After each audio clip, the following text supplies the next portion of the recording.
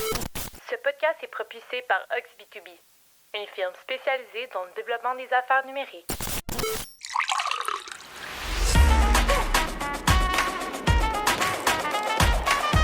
Bonjour et bienvenue au podcast B2B & Go, le podcast qui vous sert à chaque épisode une bonne dose des meilleurs outils et pratiques de vente et marketing B2B.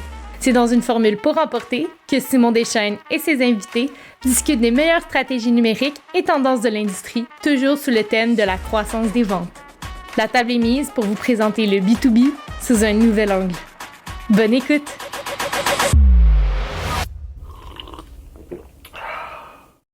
Bonjour, aujourd'hui, on reçoit une experte senior en communication marketing pour nous parler d'un sujet qu'on trouve assez important. On va souvent mentionner le mot positionnement à toutes les sauces lorsqu'on a des discussions d'affaires avec nos clients, avec nos collègues. Le mot positionnement vient souvent dans les discussions. Aujourd'hui, on va aller plus en profondeur là-dessus. On va regarder le positionnement sous toutes ses coutures avec Linda Zuliani. Je répète, senior communication marketing. Bienvenue à l'épisode. Bonjour Linda. Bonjour Simon, merci de me recevoir. Peut-être pour commencer, ça serait vraiment intéressant que tu nous parles de ton parcours, de qui tu es, comment ça se fait que on peut t'inviter à l'épisode puis être certain que c'est toi qui vas découdre le positionnement sur toutes ces coutures. Bien, je suis une fille de com. Ça fait plus de 30 ans que je travaille là-dedans. J'ai été gestionnaire 20 ans. J'ai travaillé dans des grandes entreprises, Hydro-Québec, L'Auto-Québec ou à l'Auto, entre autres. J'étais directrice de la publicité et des communications commerciales. Mais j'ai eu la chance de travailler dans ces grandes entreprises-là parce que tu as accès à des ressources qui sont vraiment de pointe. Tu as accès à des outils aussi. Mais pour moi, ce que j'avais le plus le goût de faire quand je serais grande, c'était de l'accompagnement auprès de gestionnaires de PME et d'OBNL parce que c'est pas parce qu'on est petit qu'on peut pas voir grand, puis parce que j'ai le goût de redonner ce que j'ai eu la chance d'apprendre en grande entreprise, que les plus petites n'ont pas les moyens habituellement de se payer en ayant une ressource senior à plein temps ou d'avoir une équipe de communication. Donc, je débarque pour répondre à un besoin ponctuel de stratégie ou d'exécution auprès des PME puis des OBNL. Donc, si on parle de positionnement, t'as occupé des postes en grande entreprise. Est-ce que, puis on sait qu'il y a des gros budgets, tu le disais, des gros moyens, je veux dire, des gros budgets d'agence. Les PME n'ont pas les mêmes budgets, les petites entreprises encore moins, les OBNL encore moins. C'est pas une question de budget. Non, mais la question que je me posais, c'est le positionnement. Est-ce que en grande entreprise, vous payez des agences pour vous aider à réfléchir là-dessus ou c'est fait à l'interne? C'est fait à l'interne parce qu'en principe, quand tu as un produit ou un service à vendre, il faut que ça réponde à un besoin. C'est quoi ce besoin-là? C'est comme une pâte à dents. T'sais, est-ce que ça combat le tarte, la gingivite, la laine fraîche?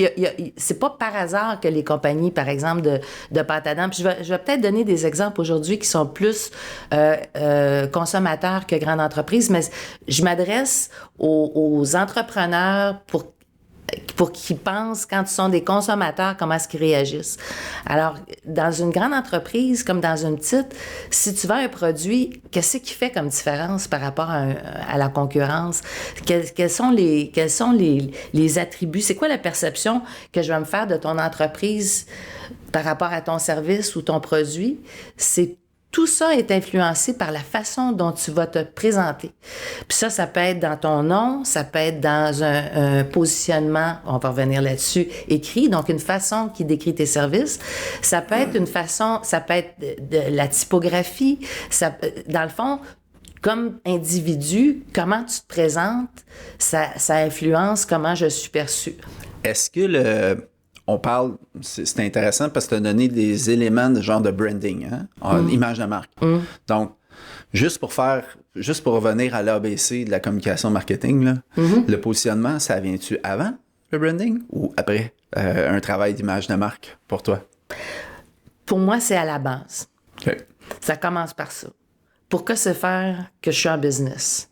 Tu sais, je suis pas juste là pour vendre un service de comptabilité aux entreprises. Pourquoi est-ce que la compagnie que je veux qu'il me regarde? Pourquoi je veux qu'elle fasse affaire avec moi? Qu'est-ce qui me différencie de la concurrence? Quels sont les critères mentaux que je vais appeler pour que cette personne-là se dise « OK, ça correspond à ce que je recherche, ça correspond à mon besoin et je fais confiance à cette personne-là. » Parce qu'on va pouvoir parler de confiance aussi. Tu donnes pas ta business à quelqu'un en qui tu n'as pas confiance. Puis si la façon dont tu te présentes, tu n'as pas réussi à avoir une personnalité qui est cohérente, quand je parle de personnalité, que ce que tu dis puis comment tu te présentes, ça se tient, ben j'aurai pas confiance en toi. Puis si je te fais pas confiance, ben je voudrais pas transmettre, je voudrais pas aller à l'étape suivante. Donc, ça sert vraiment à se présenter puis à se différencier des autres pour qu'on se fasse remarquer. Puis quand on va y aller bien pratico-pratique. Ouais. Là. Quand j'ai travaillé mon positionnement d'entreprise, ma PME, mon organisme, peu importe, c'est quoi les résultats? As-tu un document? C'est un one-pager avec... ça serait quoi dans la table des matières du document de positionnement? Y a-t-il un document quelque part que tu travailles, si tu veux t'en souvenir, tu reviens là-dessus et tu dis, OK, il y a certains bullets qui définissent mon positionnement? Y a-t-il un document quelconque qui définit ça? Il y a pas de document comme tel, mais peut-être si je donnais des trucs pour trouver notre positionnement. Mais avant, je peux-tu parler de pourquoi? Ben oui. C'est parce que l'engagement du consommateur ou de l'entrepreneur ou de l'entrepreneuse qui va faire affaire à tes services, cette personne-là, ça se mérite. Tu peux pas prendre pour acquis que la personne a du temps pour toi.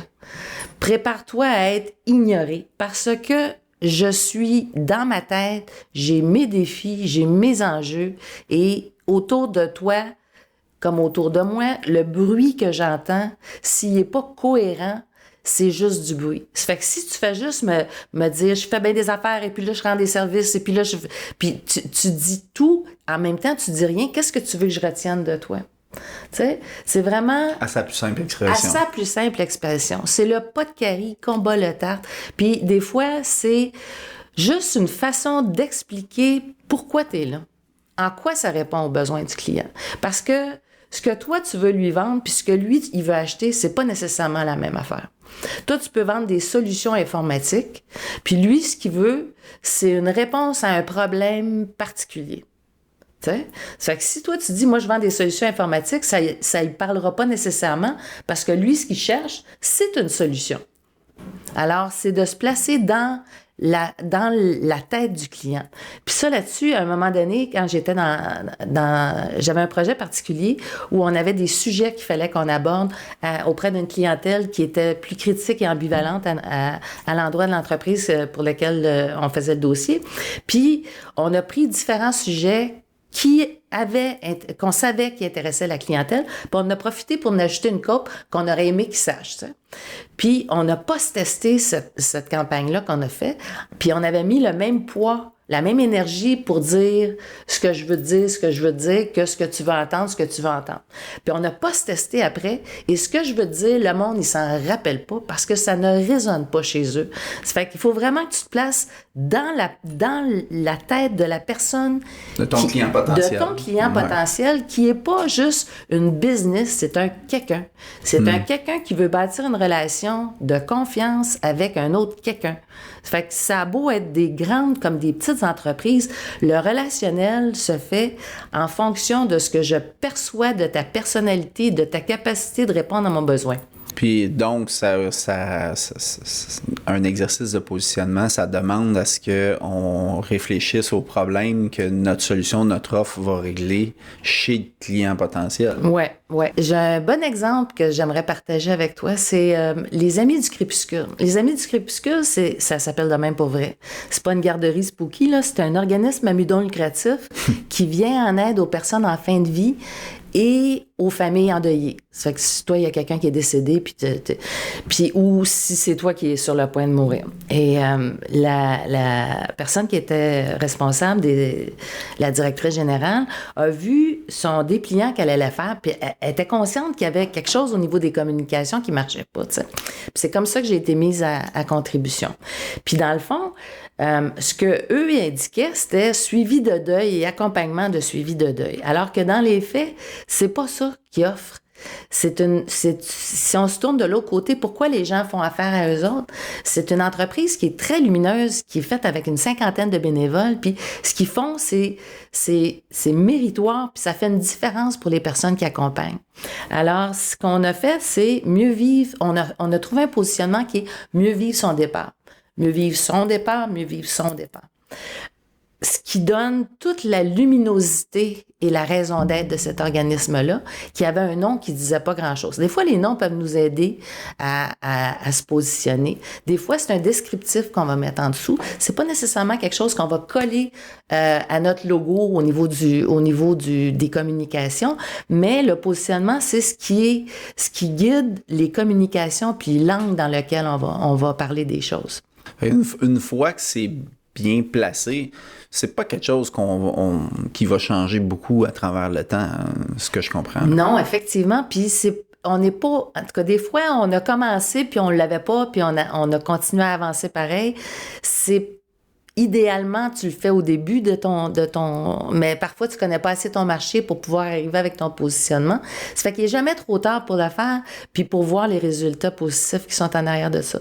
Je pense que dans le fond, ce que vous avez, avec l'exemple des Amis du crépuscule, on voit vraiment la différence entre accompagnement puis suivi de deuil, puis mieux vivre son départ, tu sais. Puis... Ah oui. Tu sais, puis c'est vraiment ce qu'ils font. Alors, le positionnement, ça aide à... C'est ce que tu mets dans la vitrine de ton magasin. C'est l'idée générale qui se dégage. Puis quand je parle de vitrine de magasin aussi, c'est que un des défauts des entrepreneurs, c'est que mettons, tu travailles puis tu vends 4 affaires, c'est comme si tu tes 4 enfants, puis là, tu veux que tes 4 enfants aient autant de visibilité, puis tout, ou tes 12 enfants, ou tes 75 enfants. Ton magasin, ta compagnie, c'est comme un magasin, tu as une vitrine, tu peux pas tout mettre en avant. Tu peux pas mettre toutes tes SKU. C'est qu'est-ce qui te différencie de la boutique d'à côté, tu sais. C'est intéressant, le concept vitrine versus magasin. Donc, c'est vraiment intéressant. C'est vrai qu'on voit souvent ça. Et si on revient à la base, dans le fond, tu sais, les entrepreneurs ont un bon instinct. Je pense que n'importe quel entrepreneur qui décide de démarrer une entreprise, il sait qu'il vient solutionner un problème X. S'il vend des choses, s'il vend une solution à des entreprises, par exemple en comptabilité, il sait qu'il vient solutionner l'expertise qui est manquante au sein de l'entreprise pour avoir un comptable à temps plein, mais c'est une firme comptable qui offre des services externalisés. Mais je pense que pour avoir discuté avec toi auparavant, je pense que là où ça blesse, l'idée de base est bonne, c'est le comment. C'est comment exprimer ça qui fait que ça exprime pas le bon positionnement, le vrai bon positionnement pour la clientèle de l'entrepreneur en question, c'est ça? Bien, en fait, premièrement, ton positionnement, là, c'est comment tu te décris puis qu'est-ce qui fait. Moi, ce qui me donne ma différence à moi, personnellement, là, c'est je veux faire une différence dans les vies des PME et des OBNL parce que, comme je disais tout à l'heure, c'est pas parce qu'on est petit qu'on peut pas voir grand. De là, personnellement, comme compagnie, mes actions de communication sont pour aider les gestionnaires. T'sais? Puis je changerai pas demain matin, là. C'est pas une conversion miraculeuse. Toi, Simon, ce que tu es, ce que tu représentes, tes valeurs, c'est pareil pour une compagnie. Une compagnie, ça a des valeurs, ça a un message, ça a une vision, une mission, à quoi tu veux ressembler dans 5 ans ou dans 10 ans. Puis ton positionnement, dans le fond, ça décrit un peu l'état d'esprit dans lequel la personne est, pour comprendre ce que toi t'es. Puis ça, on parle depuis tantôt de positionnement sur notre offre de services, de produits, et c'est très commercial. Dans le contexte de la pénurie de main-d'œuvre, c'est intéressant de parler de positionnement d'employeur aussi? Je pense que ça n'a jamais été aussi important. Tu sais, tu veux pas travailler pour une compagnie no-name ou une compagnie que tu n'es pas sûr qui est pas... On veut tous se tenir avec du monde qui ont un aura, puis qui ont une réputation, puis c'est pas nécessairement ça qui nous drive, mais on veut être associé à quelque chose qui correspond à qui on est, puis on aspire à quelque chose de bien. Donc, un employé va vouloir faire à faire partie d'une équipe qui a un plan de match, qui a une image de ce qu'elle veut offrir, Dans le fond, un positionnement, c'est comme si on se mettait une photo couleur pour la gang, puis qu'après ça, ben ça nous donne l'enlignement pour la suite. Pour communiquer ensuite, pour attirer les meilleurs talents possibles. Parce que les autres aussi, ils voient ça, tu sais. Est-ce que je vais être une bénévole qui va aller faire de l'accompagnement du suivi de deuil, ou est-ce que je vais être là pour faire une différence puis t'aider à mieux vivre ton départ? Comment on sait, là je t'apprends flat foot, on va dire, comment on sait, par exemple, comment on peut diagnostiquer que notre positionnement est peut-être pas clair? Habituellement, tes clients vont te demander d'expliquer ce que tu fais une autre fois. Quand tu rencontres un nouveau client, là, si tu n'as pas été capable de lui expliquer clairement en quoi tu faisais une différence, t'as ton indice drette là. C'est un bon indice. Ouais, puis on peut se pratiquer à mieux expliquer qu'est-ce qu'on fait, mais c'est mieux d'expliquer pourquoi on le fait que qu'est-ce qu'on fait. Tu sais, moi, j'ai pas besoin de savoir à quoi il sert, la mécanique du téléphone. J'ai pas besoin de savoir que t'as 3 départements pour t'occuper de moi. À moins que ça soit dans un marché où il n'y a jamais 3 départements pour s'occuper de toi, il y en a toujours un. Tu sais, qu'est-ce qui te singularise? La distinction puis le positionnement, c'est intimement lié finalement. Oui, parce que on a-tu parlé d'AIDA? Non, puis c'est vraiment un concept, j'aurais aimé ça que tu démystifies, parce qu'on l'entend beaucoup. C'est peut-être du jargon marketing qui veut rien dire pour plusieurs entrepreneurs, mais je pense que ça peut être une formule qui mérite d'être expliquée, qui est hyper efficace aussi pour la communication suite au positionnement. AIDA, attention, intérêt, désir, action. La première étape pour qui que ce soit, c'est d'aller chercher l'attention de quelqu'un. Donc, le positionnement, ce que ça sert, c'est de te donner une visibilité, une cohérence au niveau de ce que tu es. Et au lieu de faire du bruit, tu fais de la com. Un coup que tu as l'attention de quelqu'un, peut-être que tu vas avoir son intérêt. Tu sais, d'abord, il faut que je sache que tu existes avant de trouver ça peut-être intéressant pour moi. Donc, l'attention, l'intérêt. Après ça, quelle est ton offre? En quoi tu es différent? Là, ça va susciter mon désir. Là, la force de vente va rentrer et l'action va suivre. Et cette séquence-là est toujours la même, peu importe le produit que tu achètes, que ça soit de la pâte à dents ou une automobile, une flotte de véhicules pour ta compagnie. C'est dans cet ordre-là que ça se passe. Qu'un acheteur achète. Acheteur achète. Parce que d'abord, il faut que je sache que tu existes avant que tout le processus. Puis que ce que je vois me donne le goût d'en savoir plus. T'sais. On est bombardé de toutes sortes de choses. Il faut que tu me justifies la pertinence de t'écouter. C'est intéressant parce que dans le fond, on le voit souvent dans des mauvaises pratiques de marketing où on se fait pitcher tout de suite une solution où je vais loin, là, même dans des contacts LinkedIn qu'on accepte. Puis next thing you know, là, tu reçois un message, voici ce qu'on fait, on peut se rencontrer la semaine prochaine. Là.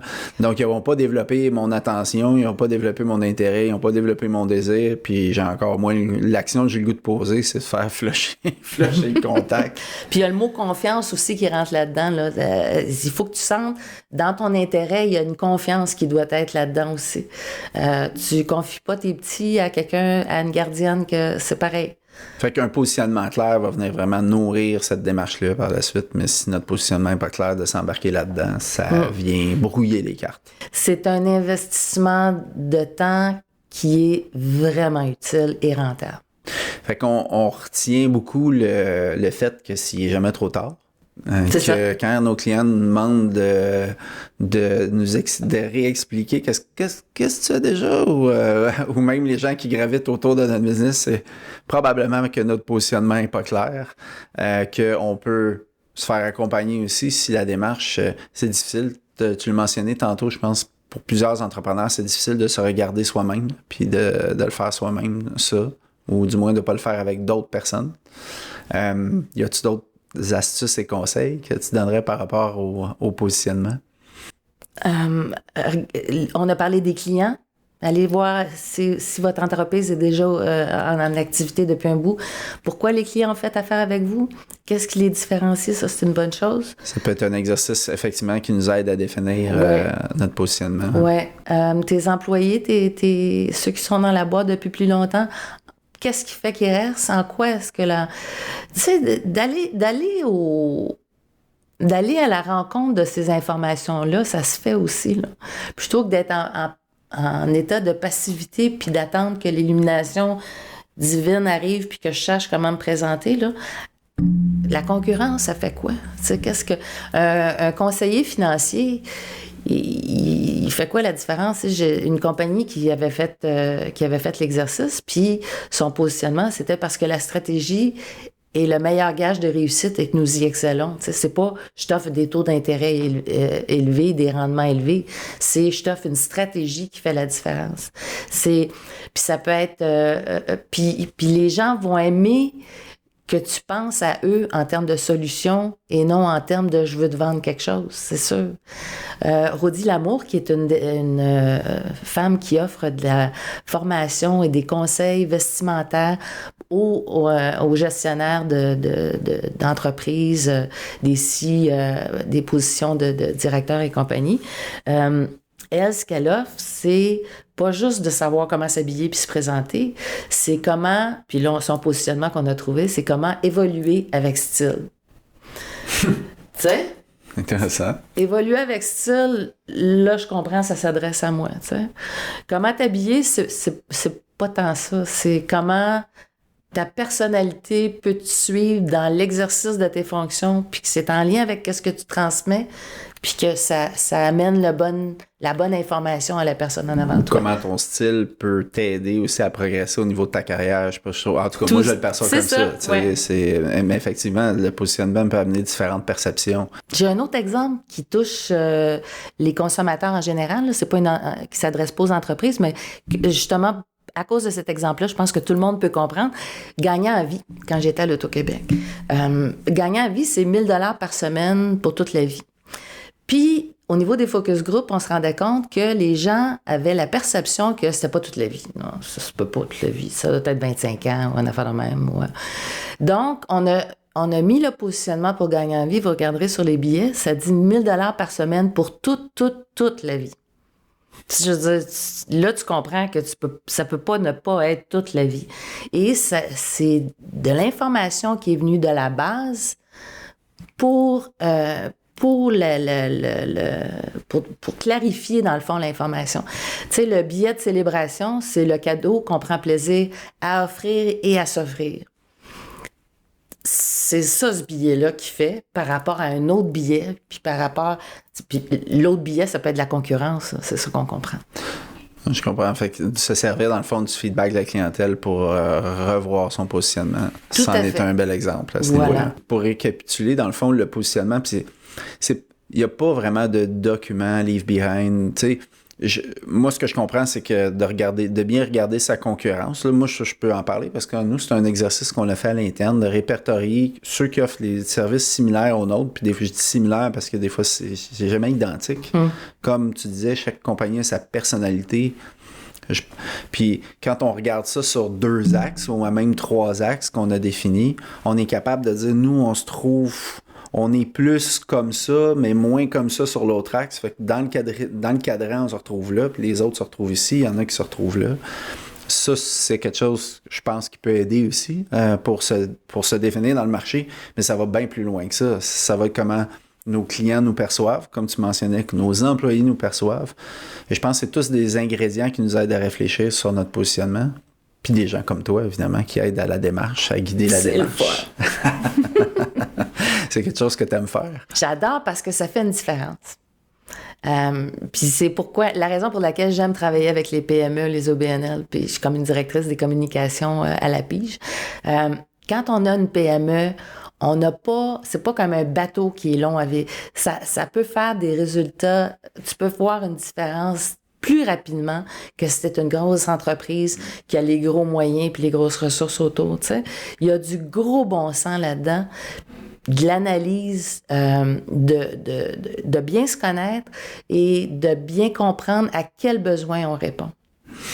Non, effectivement, je suis très, très, je suis conscient. Disons que je fais partie j'ai fait partie de tes cobayes, c'est pas vrai. On a eu la chance d'être conseillé par toi, d'ailleurs, c'est comme ça qu'on s'est connus. Puis on voit la différence, on la constate la différence dans nos communications. Linda, ça a été un grand plaisir de t'avoir avec nous. Si les gens voulaient communiquer avec toi, je pense que t'as même pas de site internet, on dirait que... Cordonnier Belle Chaussée, non, LinkedIn, où on voit les services que je peux offrir, mais où on voit aussi les recommandations que j'ai pu recevoir non, de effectivement. clients. Disons que tu as un fort réseau et tu es très en demande. Je pense pas que tu as besoin non plus d'activer tes communications tant que ça. Là. Donc, ça nécessite pas nécessairement de site web pour remplir ton agenda. Ça a l'air que je suis vieille. Qu'est-ce que tu veux? Pas ça que j'ai dit du tout. Non, je m'assume. Merci beaucoup, Linda. Merci d'être passée à l'émission aujourd'hui. Merci, en fait, de ta contribution. Merci beaucoup d'avoir expliqué certaines notions de positionnement et de marketing aussi. Un grand plaisir. Merci.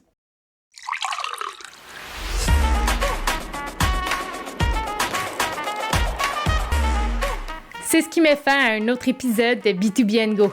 N'oubliez pas de vous abonner à notre infolette en vous rendant au oxb2b.com/podcast pour être notifié dès la sortie de notre prochain épisode, en plus de recevoir l'aide-mémoire préparée par notre équipe. Vous trouverez dans celle-ci un résumé des sujets abordés aujourd'hui, en plus de stratégies pour donner un boost de caféine à votre développement d'affaires B2B. Rendez-vous le mois prochain pour un tout nouvel épisode. À bientôt!